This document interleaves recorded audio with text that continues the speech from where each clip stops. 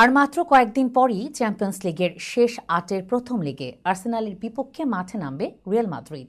কিন্তু এই ম্যাচের আগে স্বস্তিতে নেই রিয়াল বস কার্লো আনচেলত্তি। শেষ ১৬য় অ্যাথলেটিকোকে হারানোর পর তাদের দর্শকদের উদ্দেশ্যে ইঙ্গিতপূর্ণ উদযাপন করেন রুডিগার, সেবালোস, এমবাপ্পে এবং ভিনিসিয়াস জুনিয়র, যা নিয়ে উয়েফার কাছে অভিযোগ করেছে ক্লাবটি। তাই আর্সেনাল ম্যাচ নিয়ে শঙ্কায় পড়ে রিয়ালের এই তারকা ফুটবলাররা।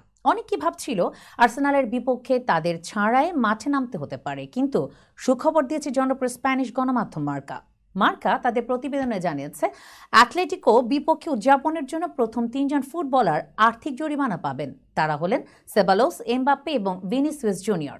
তবে তারা ১ বছরের মধ্যে আবার এমন আচরণ করলে তাহলে ১ ম্যাচের নিষেধাজ্ঞা পেতে পারে। প্রতিবেদনে আরও জানানো হয়েছে রুডিগারের বিষয়টি আলাদাভাবে নিয়েছে উয়েফা। তার অঙ্গভঙ্গি মোটেই পছন্দ হয়নি এবং এটি হুমকি স্বরূপ বলেও মনে হয়েছে তদন্ত কমিটির। তাই আর্থিক জরিমানার পাশাপাশি আর্সেনাল ম্যাচে তাকে পাওয়া নিয়ে শঙ্কাও তৈরি হয়েছে।